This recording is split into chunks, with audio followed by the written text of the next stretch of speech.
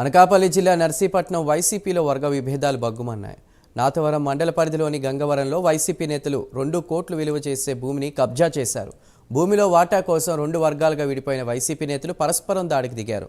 గంగవరం గ్రామ సర్పంచ్ శ్యామల, ఆమె భర్త శ్రీనివాస్ ఎటువంటి పత్రాలు లేకపోయినా మరో వైసీపీ నేతతో కలిసి భూమిని ఆక్రమించగా పంపకాల్లో తేడా రావడంతో ఇరు వర్గాల మధ్య ఘర్షణ చోటు చేసుకుంది.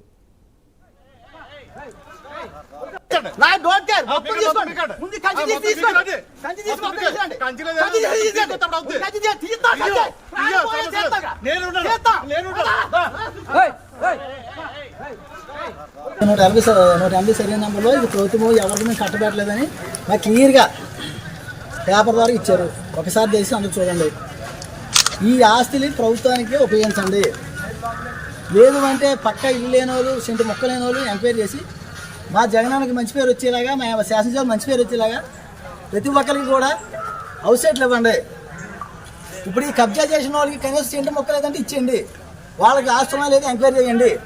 అయ్యా నిరుపేద వాళ్ళు వేసుకుంటే మీకేటి బాధ అంటే వాళ్ళకి సెంటు మొక్క లేకపోతే ఈ క్షణంలో వెళ్ళిపోతాం. భూములు ఉన్న వాళ్ళకి ఈ కట్టబెట్టుకొని దయచేసి అధికారుల మీద బురద చెల్లుతున్నారు. మాకు అలా జరగడం ఇష్టం లేదు. దయచేసి దీని మీద యాక్షన్ తీసుకొని ప్రభుత్వ ఆస్తులు కాపాడండి. మీకు ఇటువంటి ఏమంటే మీరు తీసుకోవడం మాకు ఇబ్బంది లేదు.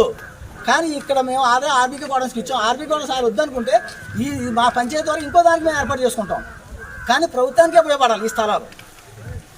దయచేసి అందరూ కూడా వచ్చిన తహసీల్దార్ గారికి, ఎస్సీ గారికి, వచ్చిన మండలాధికారులు అందరూ కూడా, ప్రెస్ మిత్రులకు అందరూ కూడా మేము కోరేది ఒకటే, మా ఊరు సమస్యాత్మకంగా చేయొద్దు.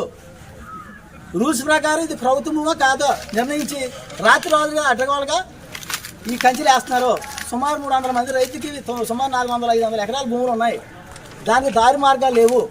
మార్గం అయితే గడ్డి కోసుకుంటూ ఎలా కోసుకుంటాడు, పశువుల తోలు కూడా ఎలా కోసుకెళ్తాడు ఒక్కసారి ఆలోచించండి దయచేసి. మేము రాజకీయాలు వ్యక్తిగతంగా చెప్పట్లేదు. మేము ఏది చేసినా మేము జగనానికి మంచి పేరు రావాలని, గణేశానికి మంచి పేరు